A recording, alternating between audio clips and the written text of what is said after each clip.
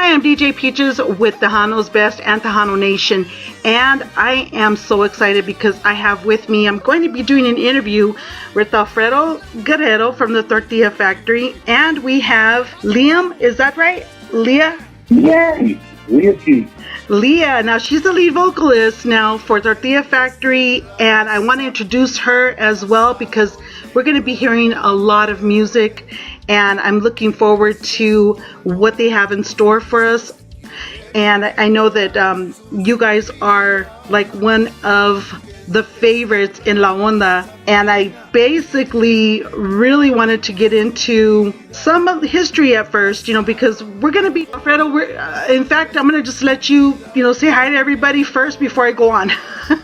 Well, first of all, let me tell you, it's an honor to be on Tejano Fest and Tejano Nation, and you guys are on the very top, and I got a lot of respect for y'all. I always call Tejano Nation the keeping view of La Onda, man.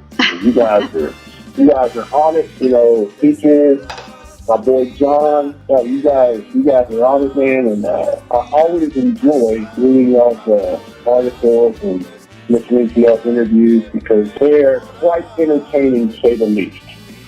Well, we appreciate that. We're glad that you read the articles, and we got a big fan base, which is why I wanted to do this interview with you, because I seen something on Facebook that caught my attention recently, and it was I seen where you had posted that a tribute album is going to be done soon to El Charro Negro and to your dad, Tony Guerrero. Yes, sir. You want me to elaborate on that? Or yeah, I wanted to first go over the history of El Charro Negro, because some people really don't.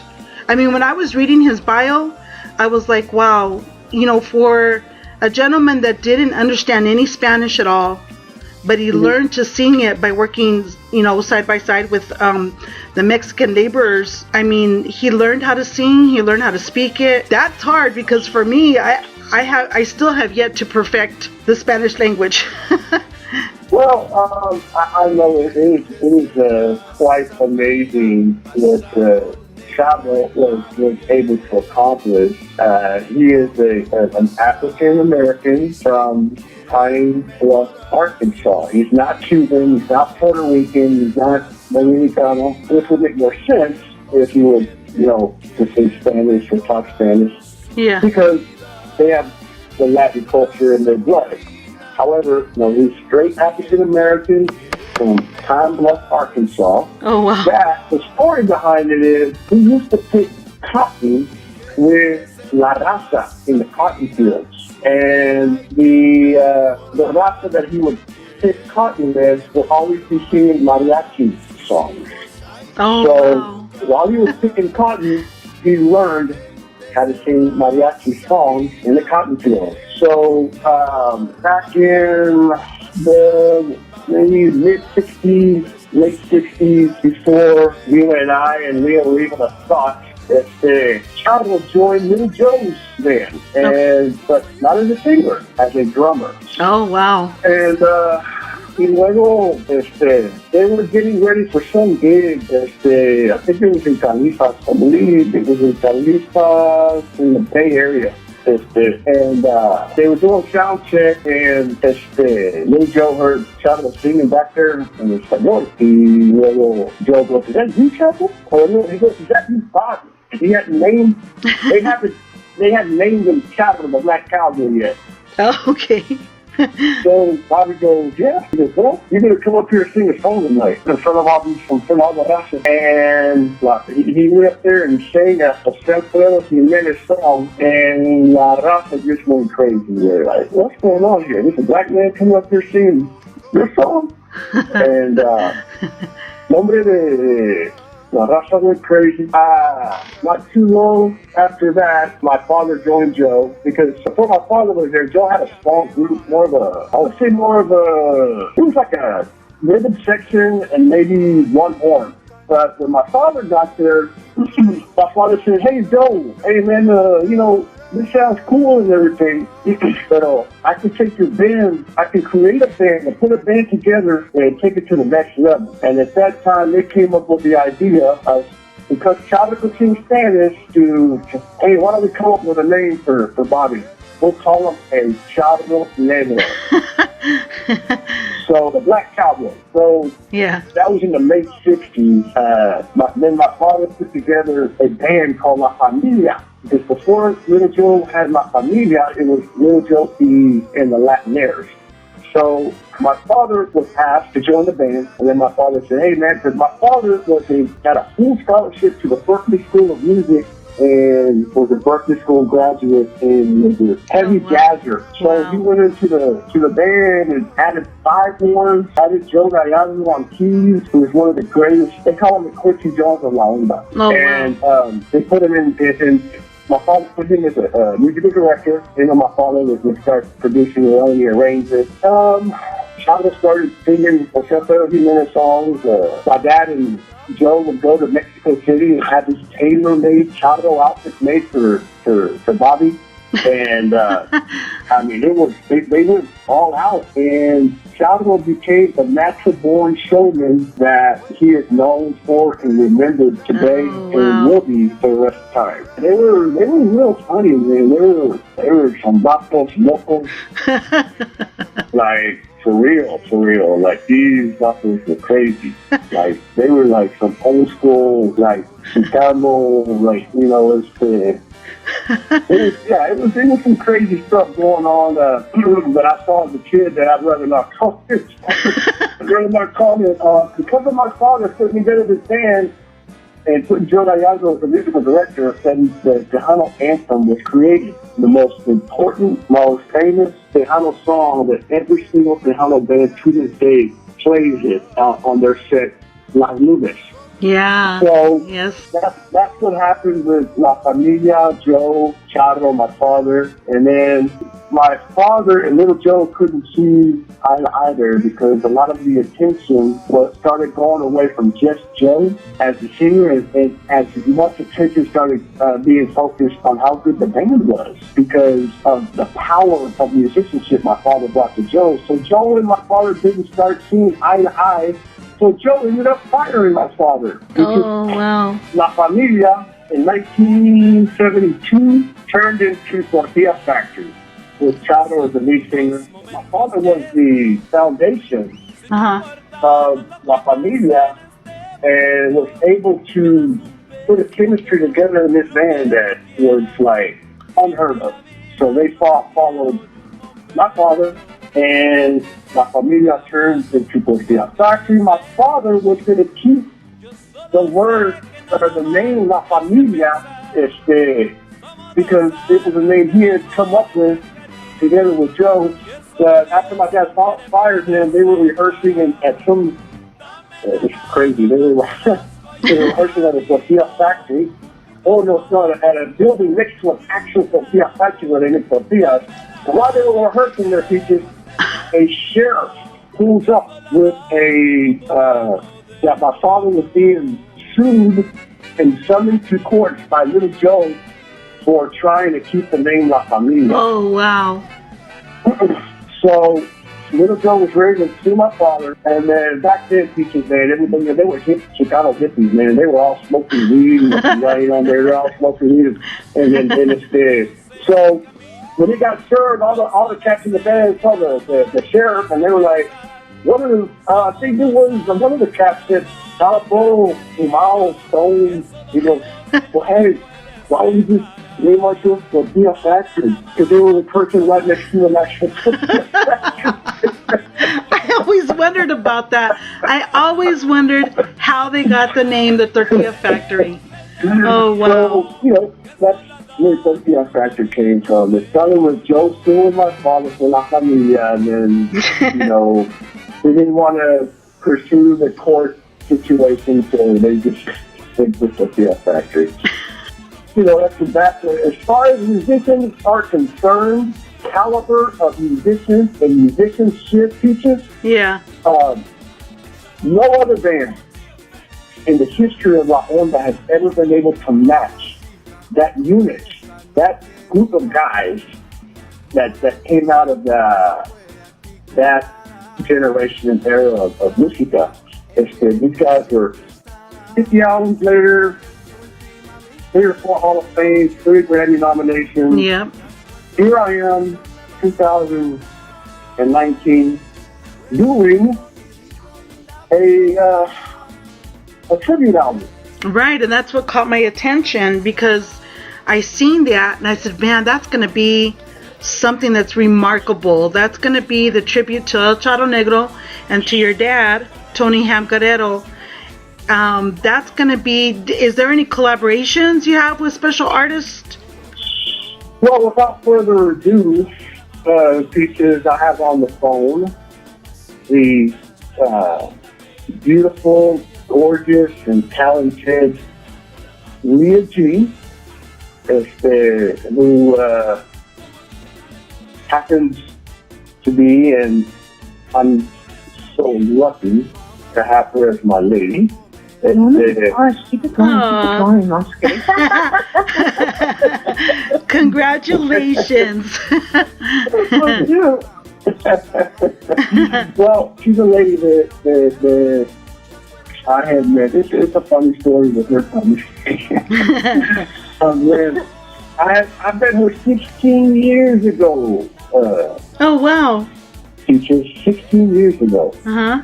At a studio in Hollywood on Sunset Boulevard called Westlake Audio. She had walked in with her ex-husband, and we had hired her ex-husband to help us out on some dollars on a song. But it was so cute because she like walked up and met us and then started singing Selena songs to my father. And my father was like, man, this girl can sing. And I was like, and I was so young, I was like, hijo de, buena que la. Like, I was like, I'm so buena que la. And I think I was like 18 or 19 years old. Yeah, so, you know, we had, after that recording session, we had kind of kept in touch every now and then, and later, after, we had been wanting to work with each other for some time, so it just so happened that, you know, God, I don't know, I just God knew obviously back then that she was going to be, you know, my lady that, by the way, yeah. My first son, which is my first son named Antonio, who I had always wanted a son. And I guess God knew there at the studio in Hollywood that eventually, years later, she was engaged. And God found the right time to bring her back into your life. Yeah. God saw it. She's authentic and genuine and very level-headed, intelligent, and can sing her you know what off, man. She's a hell of a singer. That's it. And nice. I remember when you had interviewed me, Peaches, when I got back from the island, right? Right. So just after that, I went to Los Angeles. So I went to Los Angeles and I was working on a song that Leah happened to hit like on. I was like, I posted, I'm in LA recording, put a little snippet of the song. Leah hit like on the song, Peaches, and I was like, dang. I remember I had to go on the work with her, so I thought, like the prettiest melody on the piano. The prettiest melody. It's a hard song.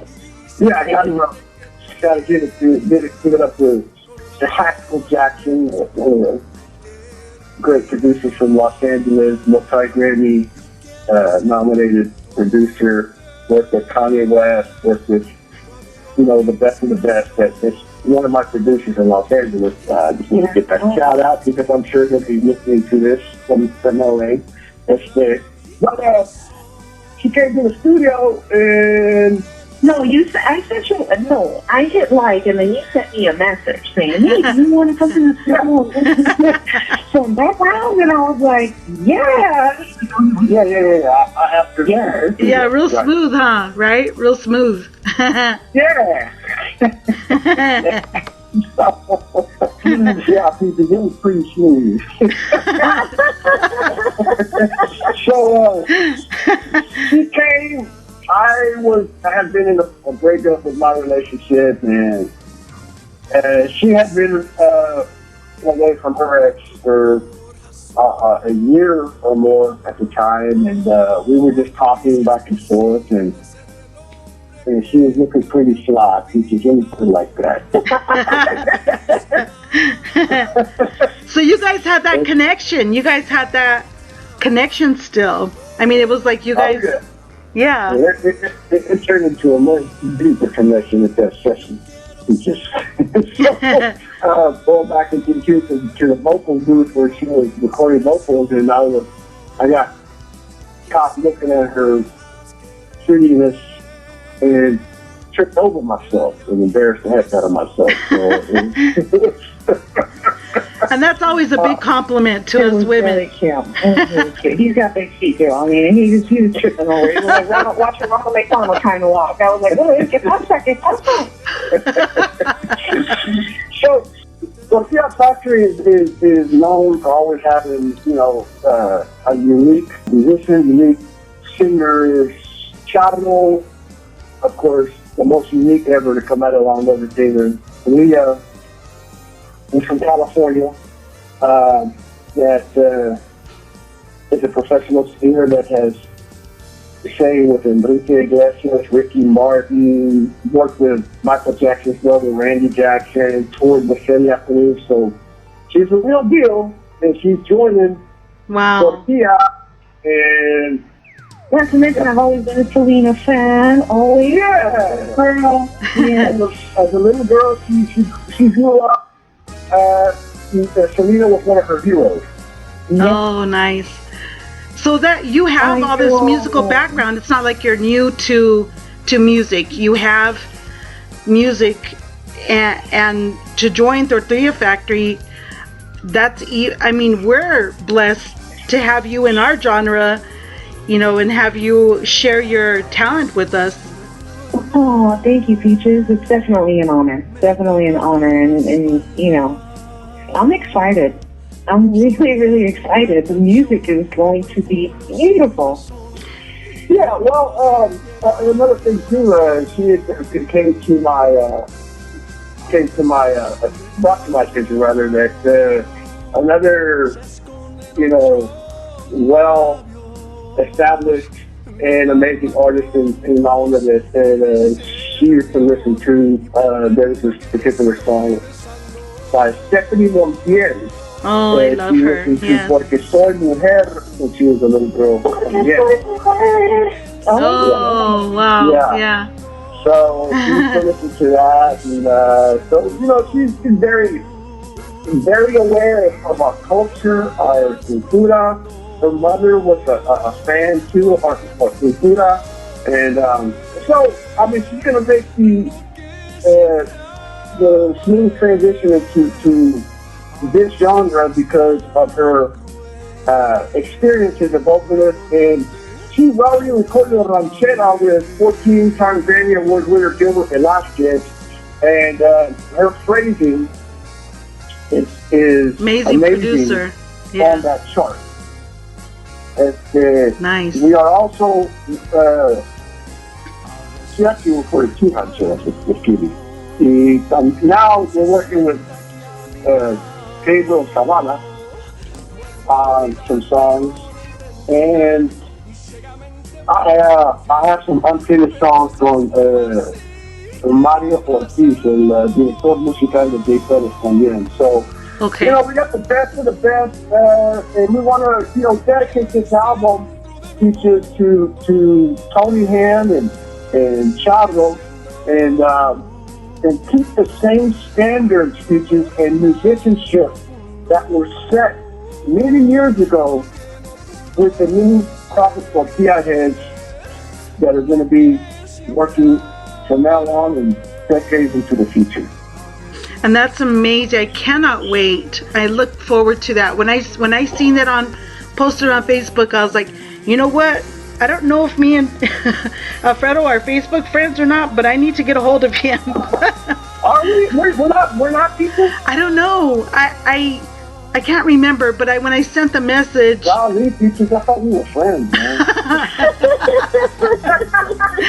Well, we should.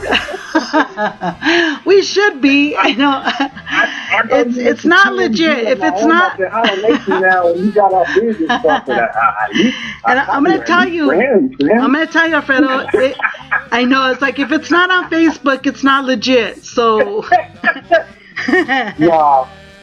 Nah, man. You know, we need to. I'm gonna request you after this, and okay. Again, you know, you guys are my favorites, man. You guys are like, you know, well, we love you. We love you. We look forward to music. Now I know you're going to be receiving a Lifetime Achievement Award. Right? Oh, yeah. At the wedding. Oh, yeah. Our next performance will be in the Valley, in Harlingen, I believe. And here's another announcement I would like to make. Tortilla Factory will be doing the first ever wedding for a young couple. They're going to be La Raza. Just let them know that, you know, we're all God's children, and you know, the only person that can judge you is God himself. Right. So, you know, I just want to put that out there that it's going to be an honor to be, you know, just performing at this wedding for Manuel and Ben. And it's also going to be me and Dee's first performance out there in the Valley with La Raza. So a lot of beautiful things. And I was informed that I believe the mayor or some electoral official will be presenting Tortilla Factory with a Lifetime Achievement Award there in the Valley. Oh, nice. That's really nice. Wow. What do you think your dad would say about? I mean, you've kept this legacy alive. You kept the music going. What do you think your dad would think about all this? He would be very proud. He would be very proud, and he would be saying, he'd be saying, "That's my boy. That's my Negro." Oh, you see, yeah. You know, a unique individual, man. He was such a leader. He attracted like the baddest cats at all times. The way he conducted rehearsals,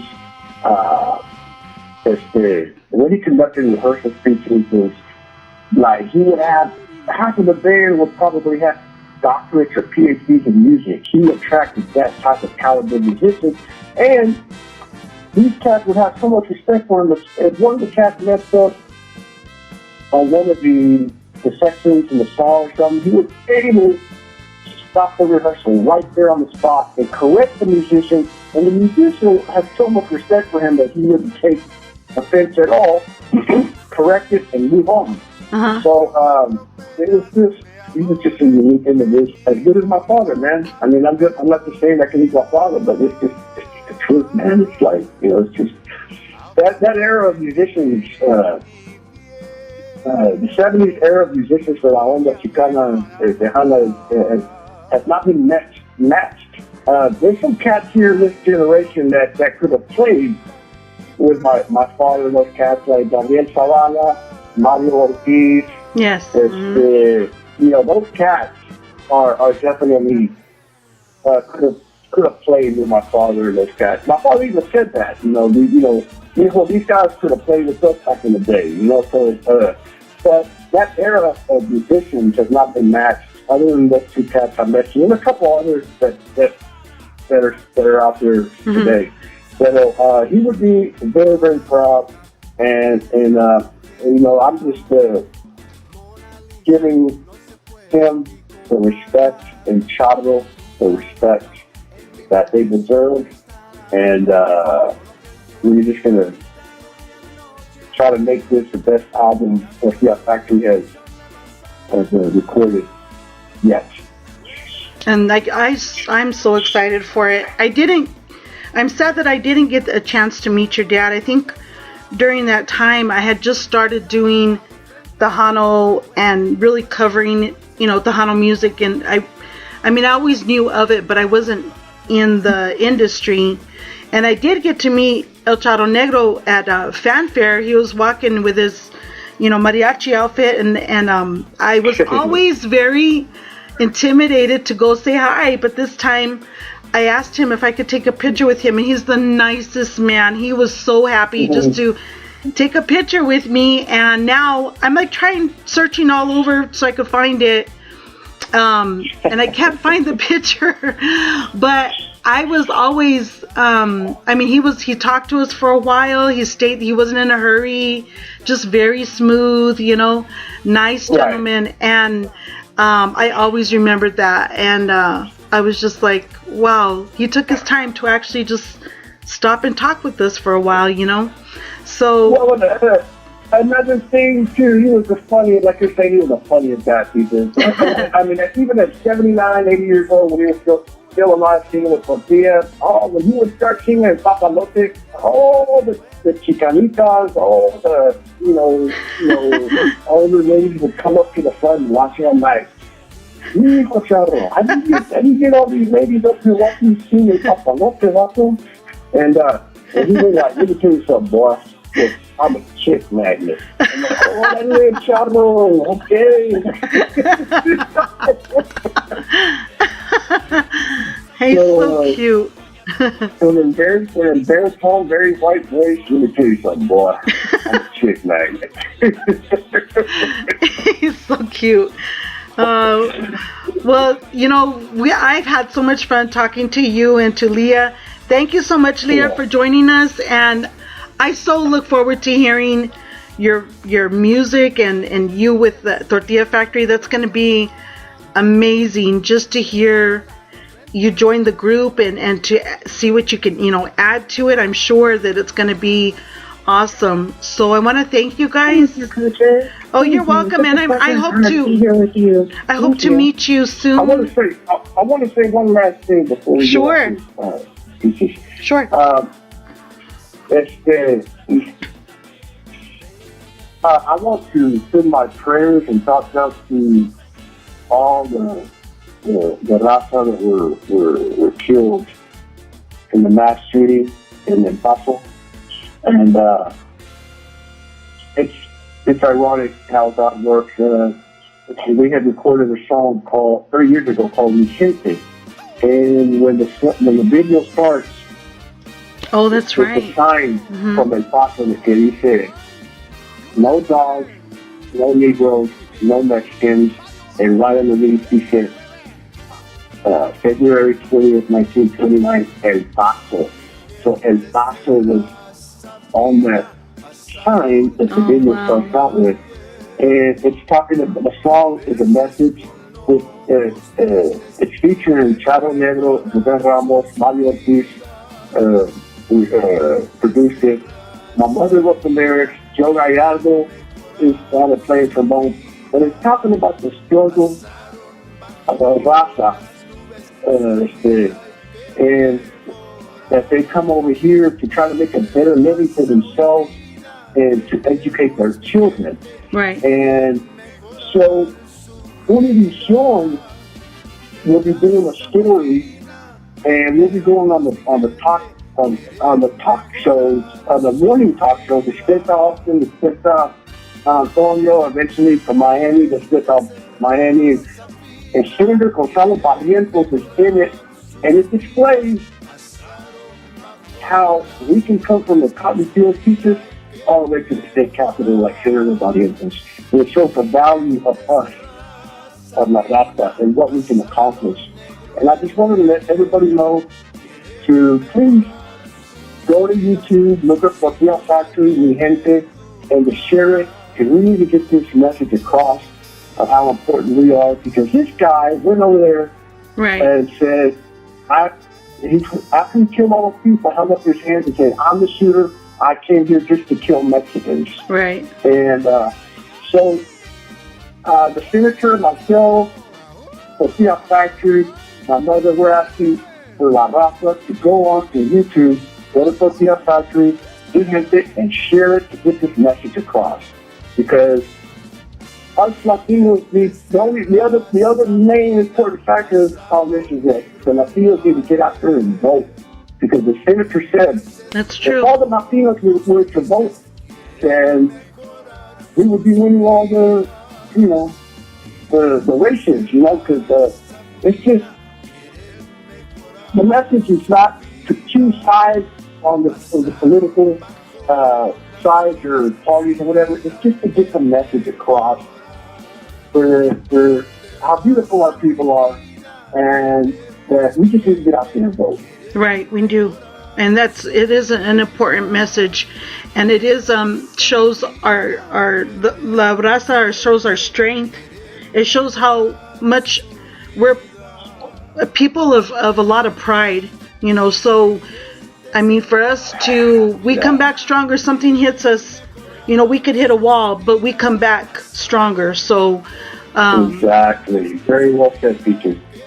Yeah, so it is important to vote in 2020, and that is an important message. I will share it also on my page. I did see it on your page, and I don't know if I shared it, but I will, and I'll share it to other Tejano, pages on Facebook and all social media, and ask people to share it on their pages as well. So if you see it on there, just post a little message and let everyone know to please, spread the word. And but this tribute album, your words of wisdom that you gave us today, and your memories, I want to thank you so much, and thank you for introducing Leah to us, because I know I'm going to meet her someday, and I know she's a blessing to you. So yeah, man, she's the rock of our family here, man. She holds us together. She puts me in check. So thank you, Leah. Thank you for joining us. I appreciate it. And, thank you guys once again. Thank you. Oh, you're welcome.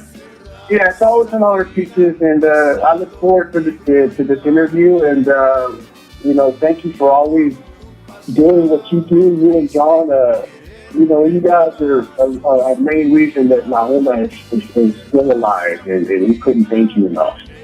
Well, we appreciate it, and we appreciate, all the artists that give their time. I look forward to more music from you. Thank you so much. Well, thank you, Peaches. You're welcome. God bless you, and we love Tejano Nation, and we look forward to checking out your magic on this interview. Good luck to you, and hope to see you soon, Alfredo. Thank you, Leah. Okay, Peaches. Thank you so much. Y'all take care. You take care. Okay, you too. God bless. God bless. Bye-bye. This is DJ Peaches signing off with Tejano's Best and Tejano Nation. Por las nubes, su vida y que mejor.